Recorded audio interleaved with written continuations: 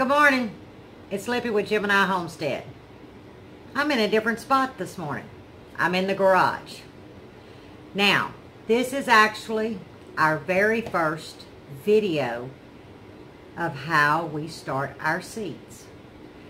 I made a promise January 1st of 2020 that I was going to share what works on Gemini Homestead. May not work for everyone watching, but it works here. So every year at this time, we are in the garage. This is where we do our seed starts. It's an easy cleanup. It's not far from the stands that hold our heat mats and our grow lights. I do not put seed starts out in my greenhouse until about March when I start acclimating them. And depending on the evening temps, I will actually walk them to the greenhouse and bring them back in if our temps don't remain at a consistent temperature that we prefer, that's comfortable for us as well as the plants.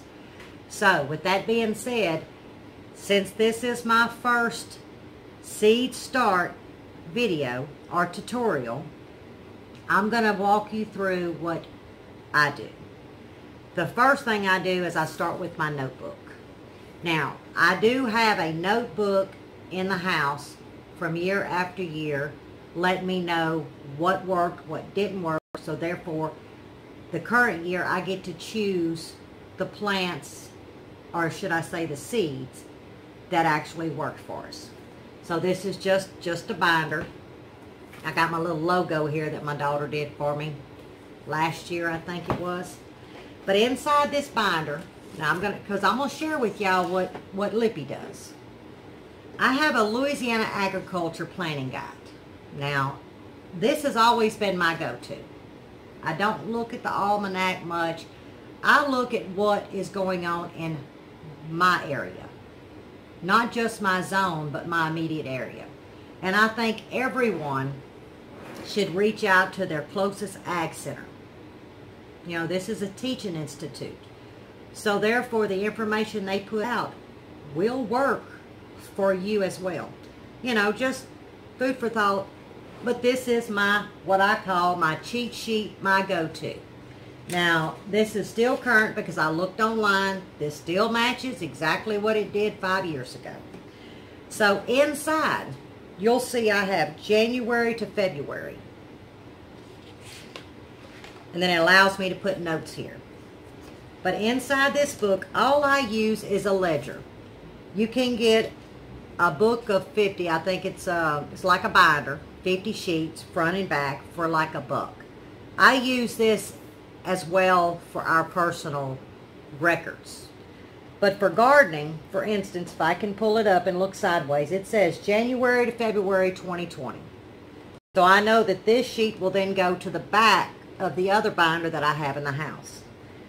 And here I have listed the seed company.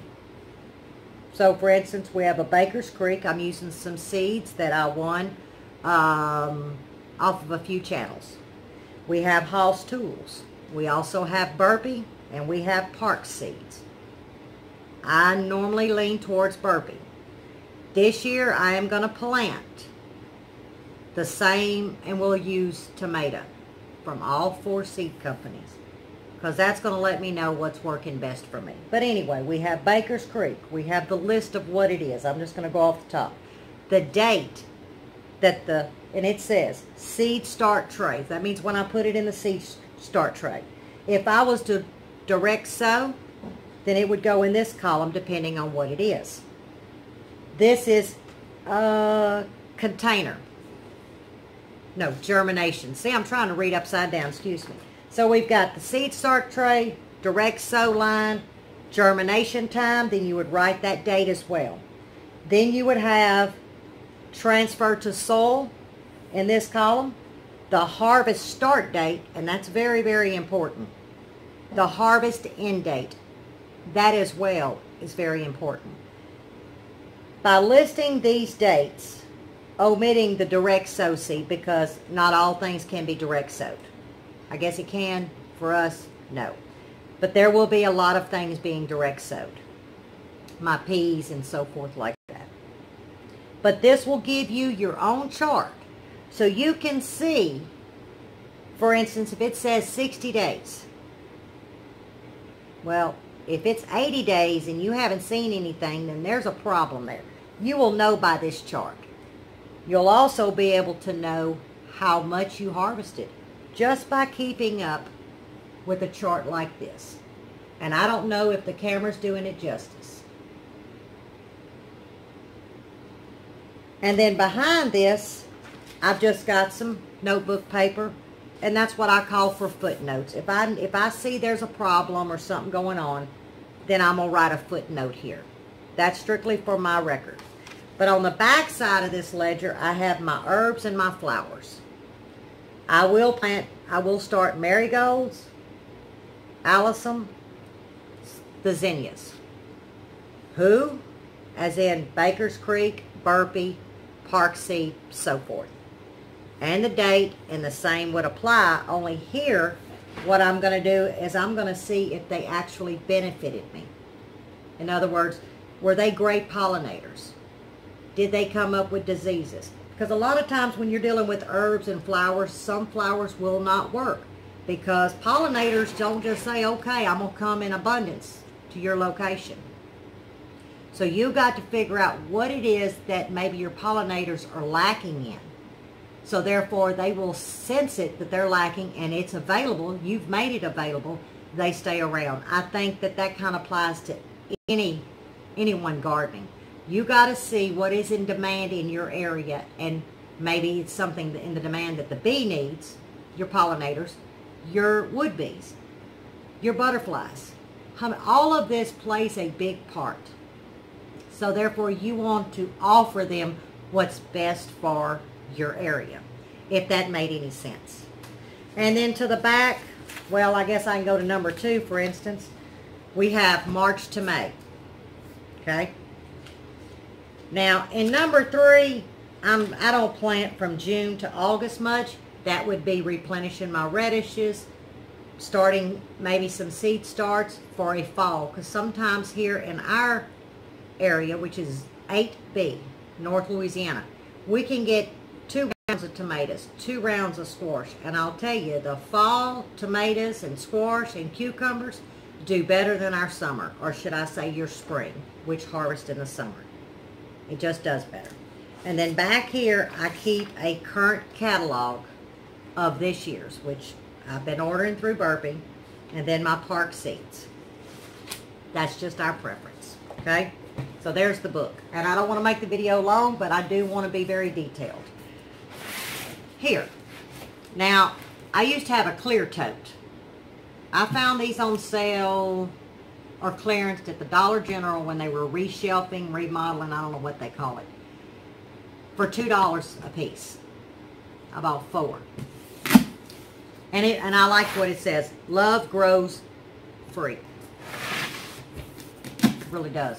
No, love grows here. Y'all don't have my glasses on. Now, as you can see, these are peppers. All my pepper seeds. But I've listed what's on here. I listed what works, because what I do is I find if I tried 2 years in a row or even 1 year and it was a total flop, I tend to cull it and put it in here.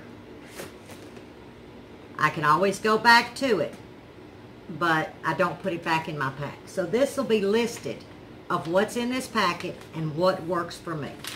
So I would have peppers, I'm going to have tomatoes, herbs, radishes, squash varieties, quite a bit of those, cucumbers, and so on. Back here, carrots, kale, winter radishes, beets, onions, cabbages, brassicas, okay? And that's how I keep up with my seeds. And like I said, these are the ones I cull. That doesn't mean it's bad. It just means that I've had a struggle with these from various, companies. And then I have a different color one, of course, for my flowers and things like that, my own harvesting seeds from my flowers. Okay, so I'm going to move the camera back. That way y'all can see, because what I'm going to do is I'm going to start and tell you what soil I use And this is what I use, guys. These right now are probably 3 years old. And I've never had a problem. They come out very well, very easy. I can pull my plant out, wash them, stack them back up. This works for us. And it's easy to keep up with. But anyway, I'll back the camera back and I'll show you start to finish on one tray. And that's going to help some of you gardeners because I'm going to throw a little freebies in. You may not have the money to buy this. You may not have the funds to buy this. As long as that seed is viable, you could almost grow it in sand. I kid you not. But let me back the camera out and let's start. I've got the camera set. Hopefully it's not too far. I'm not trying to make it too far. I wanted to get you as close as I could, but I'm hoping it is set up. Now, before I get started on my soil mix, let me reach out to the ones that really want to be starting a garden. You're strapped financially. So you say, well, maybe next year we can save up for this. Oops, water. Did y'all see that? Water. I just got them out of the rain. They were sitting outside. Or the trays. But you can start now. Because I know I still use these. When I run low, if I've overplanted, you can still use an egg carton. And let me show you why. Here's your egg carton. Okay? Take the lid off. I don't know, some of you may remember MySpace. Now it's all about Facebook. But back in the day, there was a MySpace. And it wasn't a lot of advertisement back then, if y'all remember, or little tutorial things. It was mainly people just taking pictures and showing. Well, this came across. So I'm going way back in time. They separated it, okay? So you think, okay, what I'm going to do with this? You're going to actually poke a hole in each one. Now, this is 18 plants. 18 plants. So even if you're in a small area, there's 18 plants. 18 plants, guys. That'll feed you something, you know. So I just poked a hole. But see on the bottom, there's cotton balls. All I did was take a cotton ball, put in here, run it through the middle. So therefore, when it sits on the bottom, it acts as a wicken. Now, when MySpace was out, there was no such thing as wicken. It was just the egg carton, okay? But you see, it's hard for these to set down in your water. So I'm the one that came up with, well, can I turn this into a wicken? Meaning, this is my wick, is my cotton ball, and it's going to absorb the water that it needs to feed your plants. I know that y'all throw probably this away if you don't have chickens or so forth. I know you can get a hold of some cotton balls. But I'm actually going to plant in this. I'm going to finish it off, and I'm going to test it myself with the cotton balls. Not just the way I used to do it. Because I want to see if it does act as a wick, which I think that it will. And there we go. Now, I won't do this today because mine will be going on a heat pad. It's very cold. But I will be starting some next month, and I'm actually going to start with some tomatoes, just out of curiosity, to see if it helps with the germination, it doesn't rot, you know, get root rot, and so forth. So, I just wanted to share that with y'all. You can do a butter bowl, cut you some holes out in the butter bowl. Now, you may have to get a little bit deeper lip than actually the lid that comes on it. You can get 4 plants in a butter bowl. Because a viable seed has all the nutrients it's going to need to surface from that soil. It'll carry its own if it's a viable seed.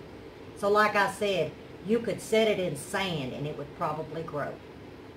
Because what it needs is drainage, and it's going to need moisture. That's all it takes, y'all, for a seed. It's once it comes up, starts to germinate, is when it's really going to rely on you. So with that being said, this is just a lid. You see, I was careful how I picked this up. I had them from outside. I didn't want to get splattered with water. This is just the lid that comes on this, okay? These are, some of these y'all are 5 and 6 years old. I just wash them and reuse them. I'm delicate with them, so, you know, they last. So, I'm just going to use the lid as my tray. Now, in my soil, this is what I'm going to share. Now, everyone does their soil differently. But Lippy does hers, I think, extremely different. One of the reasons I've not shared my soil is because last year I said, well, maybe mine is not the modern way. Maybe I need to learn a little bit more about soil and a little bit more about this and that, you know. Last year's harvest, y'all, we had to drive an hour away to pick our own harvest because we had horrible luck. Not just with weather, with bugs, you name it, it was a brick wall every day. But I also noticed it was also from the start I struggled. So I said, you know what? My daddy used to say, if it ain't broke, don't fix it. And I've said that a couple of times since last summer when we started our channel till to date. So I'm going back to my old way. The same bucket, y'all, that I've always used. The old water bottle that's probably about seen its day, but hey, let me see. Oh, it still works. It's all good. But all this is 2 to 1. 2 parts peat moss. Yeah, peat moss. Cheapest thing you can get. You can even get, I believe it's coconut bricks for like $1.98, and I think it's Burpee. It's all organic. You could use that. Peat moss is pretty cheap when you buy it by bulk. So it's 2 parts peat moss. 1 part perlite. The peat moss is for moisture. The perlite is for drainage. Now, so that would be 2 to 1. So I would do, say, for instance, 2 quarts of peat moss, 1 quart of perlite. And I'm just using that for math. That's it. But what I do to mine is throughout the summer through winter, when I am ready for my garden, from my starts, from my seed starts to actually my garden, I save my coffee grounds, and I'm a big coffee drinker. The freezer's packed, the ice box, no, refrigerator, for the ones that don't know what an ice box is packed with old cans of coffee grounds. Because I actually use coffee grounds. It's a low release for nitrogen. So 2 parts peat moss, 1 part perlite, and I use, to this tub, I would say 1/4 of the peat moss. So it'd be 2, 1 1/2 if you're doing coffee, you know, the coffee grinds. I did 1/2 of a standard coffee can to this big bucket. I didn't measure, just how I do it. And I blended it in very well. I wet it down last night with the lid on, and I let it sit. Because what you don't want is water running off your hands. You don't want it compacted where it's so tight. But you see, it still holds together, and that's what you want. The reason why I use coffee grounds, because I know some of y'all are going to say, oh no, it's a seed. By the time that seed germinates, remember this is a slow release nitrogen, and it's not a whole lot. It's not like I use an abundance of coffee grounds. But my mind says, and this is Lippy's mind, okay, that it's slow release. So therefore, what it's going to do for the plant after your seed germinates is when it's going to need a little bit of oomph. You know what I mean? Because it's slow release. A little bit of oomph.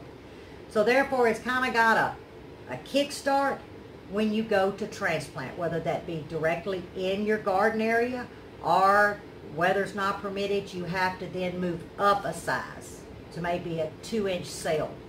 Or some of y'all use solo cups. I actually have 2-inch planter cells. And bigger ones because a friend of ours had a nursery. He would come and dump all of his used stuff because I told him, bring me all you got. I clean them up and I stack them. All the way up to 5 gallons. You know, why not? I don't have to buy them as long as I take care of them just like this, you know, they'll be fine.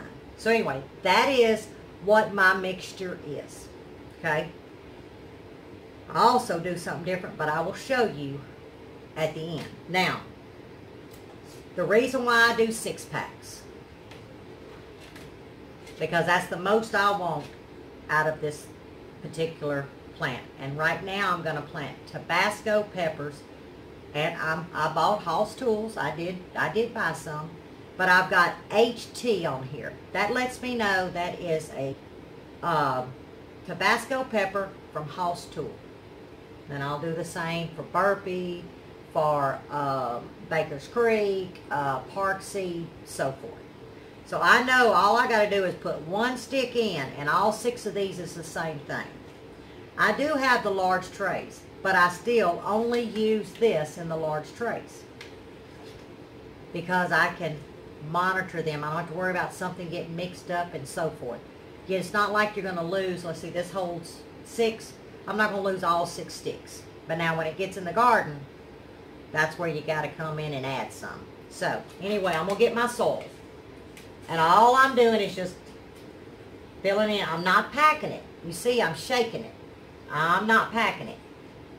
And I'm just going to lightly run my hands through here.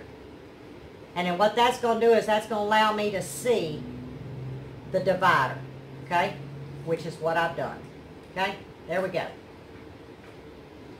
Now, you can use a pencil, whatever you want to make your holes.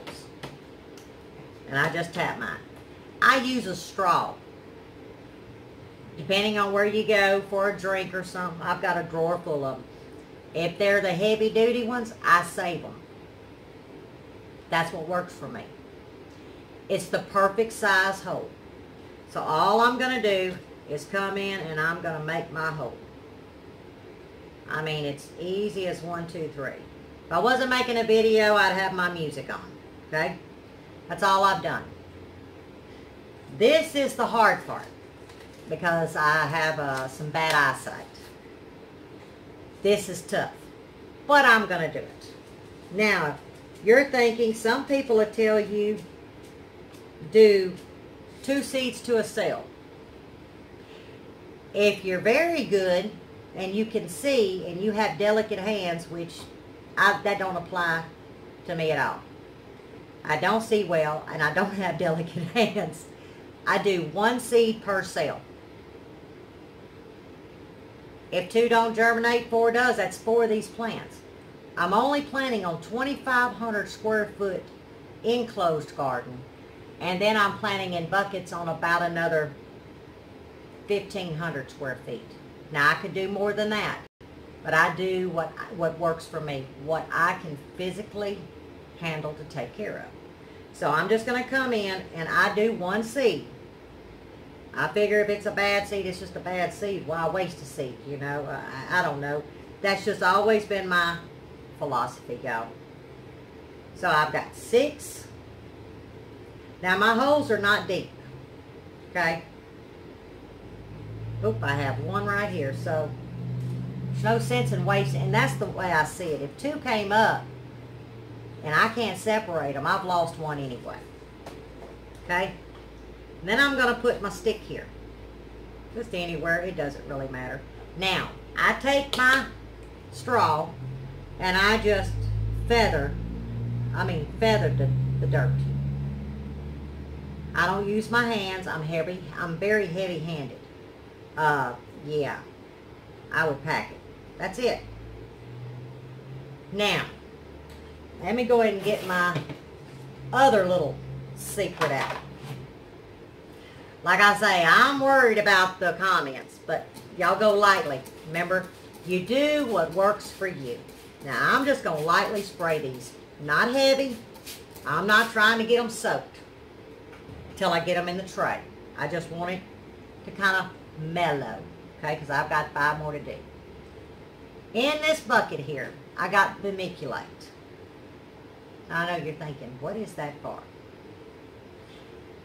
Fungus gnats don't like sand. Vermiculite. Some of y'all use cinnamon. I've used cinnamon, and it's worked for the gnats. But I've also seen where, like last year, I still had a little bit of a fungus tint come across my seed cells. I didn't like that. I said, I'm going to go back to the other way. Now, I'm not heavy-handed with this, y'all. That's why I've got this tray here. And I'm just going to lightly, I mean lightly sprinkle. You're going to see not much at all. That's it. And I'll tell you what, when I get done with this tray, I'm going to actually put the camera on top so you can see. That's all I did. I won't have a problem, y'all, with fungus gnats whatsoever. So see, it's going to sit in this tray here, just like this. And I'm going to do the other 5, and then I'm going to come in and put it to sleep. Okay? Because this is my incubator. And that's what I call it. It's a humidifier to me, because what it is, it's raising up the heat. As the moisture builds, it drops back down. Y'all know probably the technical terms. I'm giving you Lippy's terms, and I think a bunch of y'all will relate to what I'm saying, or I hope you will. So, I'm going to go ahead and get the rest of my seed packs. I showed you the first one. I'm going to get the tray done, and I'm going to show you what all I put in a very small space. Bring the camera down, let you see. And now you know why I said I was going to share my video with y'all. Because I think that I do things different. Doesn't make it wrong, doesn't make it right. It's right for me. That's what I know, guys. That's what I do. And I'm going to take y'all step by step from it germinating to if I have to up-transplant, to me acclimating them outside, to me put them in my garden or in my buckets or in my bags. Like I say, anything that will grow a plant, I use it. So, I'm going to get busy. We're done. All 3 small trays, because I can handle these a lot easier. Now, I do, like I said, I have the large ones. But because I plant my seedlings in stages, and at certain times throughout February and throughout March, I get a better handle using the small ones. That's just my preference. But I was able to get, and let's go this one. There is 6 of these 6-packs. That's 36 plants. So I've got 108 plants total. This is not going to take up a lot of space. One shelf, I have a rolling shelf that's got heat mats. They're fairly large heat mats. And I have 2 fluorescent bulbs. That way I'm covering both sides of the plants. 108 plants on one shelf. I have 12 shelves. So you see the volume of plants that I can grow in a very compacted space. This is all the peppers and all the zinnias I'm going to need, because that's what I have planted is my peppers and my zinnias, my alyssum, and what else did I tell y'all I was planting? Let me see. Oh, marigolds. My brain left me. So it's alyssum, marigolds, and zinnias. The rest are the peppers. All we're going to need for my household. Now, what I plant to sell out, that's in a different area. But for the household is what I'm here sharing. I do my plants a little bit different. I do not put, and I know it's crazy, I do not put vermiculite on my seed starts on what I'm outsourcing. That's my preference. Customers can frown on it. For me personally, this works best for me. So This is how Lippy does it. It's easy, and like I said, I'm going to go ahead and show some of you the egg cartons on the tomatoes. I'm also going to find some butter dishes. I'm going to actually find what people usually throw in the trash. I want to actually plant in those and show that it can be done without any expense. Like I said, it all depends on your seeds. If your seeds are viable, they can grow in just about anything. Now, a lot of people use worm castings. I would use worm castings. I don't have worm castings. I'm not going to go buy worm castings. There again, that's my preference. My husband's starting a worm bed. Then we will have it.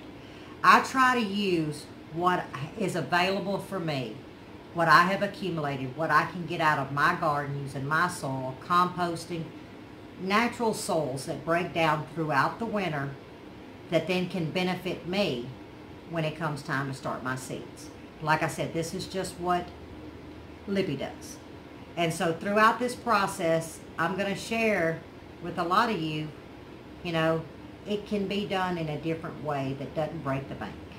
I think there are some fantastic gardeners out there that use all kinds of good products, and they have great results. I tried different results last year. It didn't work. So, this is Lippy's planting. I've got 108 plants. A whole lot more to do today. That's not for our household. So, I hope you have enjoyed this video. I hope you learned a little bit from Lippy. And I'll see you next week on a garden update. God bless.